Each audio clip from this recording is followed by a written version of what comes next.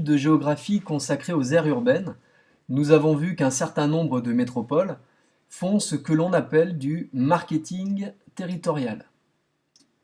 Nous avons vu que l'objectif du marketing territorial est de mettre en valeur un territoire en montrant ses atouts afin d'attirer des habitants et des entreprises.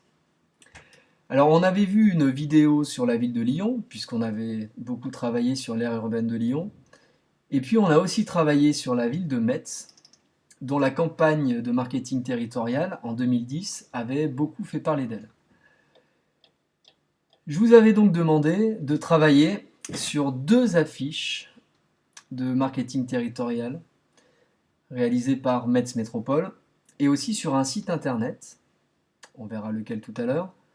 Et l'objectif, c'était d'identifier et de vérifier ces sources numériques. Alors, on va prendre cette affiche et je vous avais demandé d'utiliser Google Images pour vérifier d'où venait l'affiche, c'est-à-dire d'identifier clairement l'auteur de cette affiche. Alors pour le faire, je vais vous rappeler ici la méthode qui est très simple. On va sur l'image, on fait un clic droit, on copie l'adresse de l'image, nous nous rendons sur Google, on choisit d'aller sur Google Images, de coller notre adresse URL et de faire la recherche. On peut faire la recherche par image ici, donc plutôt que d'avoir ces images-là, on va avoir les URL et les sites sur lesquels on peut trouver l'image. Et ce que je vois, c'est que cette image, je peux la retrouver sur le site jeveuxmetz.com. Donc si je clique ici, je vais retrouver l'affiche avec ce bébé qui désire tant aller à Metz. Je vois aussi d'autres affiches de marketing territorial ici. Voilà.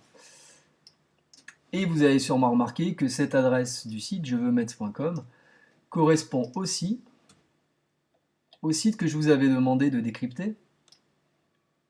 Donc, ce site jeveuxmetz.com, si on veut identifier l'auteur, c'est assez simple, on sera en bas de la page. Et en bas de la page, si j'agrandis un petit peu, hop, je vois la mention de Metz Métropole. Je vois la mention ici de Marianne du drapeau tricolore, donc on est sur un site officiel. On voit aussi le drapeau de l'Union européenne. Je retrouve la ville de Metz et Metz Métropole en bas. Donc je suis bien sur un site officiel, mais ce site officiel, on va voir qu'il est un peu particulier.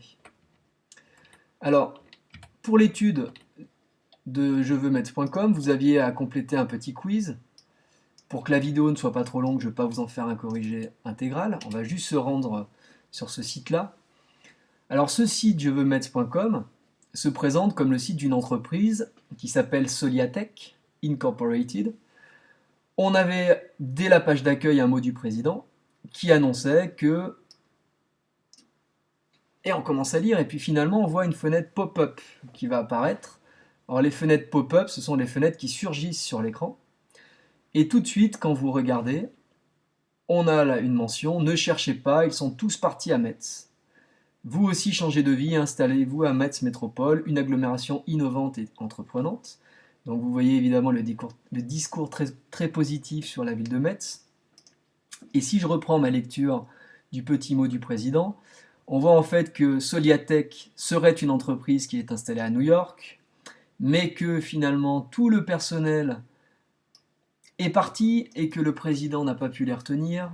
Tout ça parce que face à Metz, New York et la société Soliatech étaient restés sans réponse.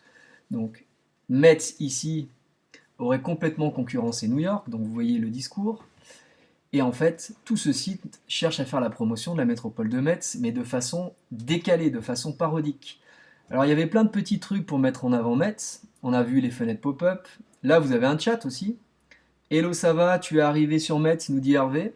Alors certains élèves ont essayé de répondre. Si vous répondez, vous allez voir que personne ne répond, parce qu'évidemment c'est un site où on ne va pas avoir un modérateur qui répond. C'est juste une petite astuce pour encore faire la promotion de Metz. Dans la petite page ici qui ressemblait un peu à un Facebook, Soliabook, on voyait des liens. Marc, on t'attend devant la cathédrale de Metz. Et si vous cliquez sur le lien, vous tombiez sur le site tourisme-metz.com qui a pour objectif de mettre en valeur la ville de Metz. Et évidemment de mettre en valeur ses monuments et ses bâtiments les plus emblématiques. Donc tout ce site, Soliatech Inc., donc le site jeveuxmetz.com, n'a qu'un objectif, c'est de mettre en avant la métropole de Metz, mais de le faire de façon parodique. Donc on cherche à attirer de nouveaux habitants et des entreprises, mais avec un regard décalé et un regard humoristique. Alors cette façon de faire, elle est devenue assez fréquente, et on trouve des sites parodiques sur Internet. Par exemple, on trouve le site Le Gorafi. Alors Gorafi, vous voyez ici qu'en verlan ça donne Le Figaro. Et ce site, si vous cherchez à identifier sa source, puisque c'est bien là la compétence que vous travaillez actuellement, alors vous voyez les pubs, on les ferme. Si on cherche à identifier sa source, on peut se rendre en bas. Alors vous avez vu qu'il y a toute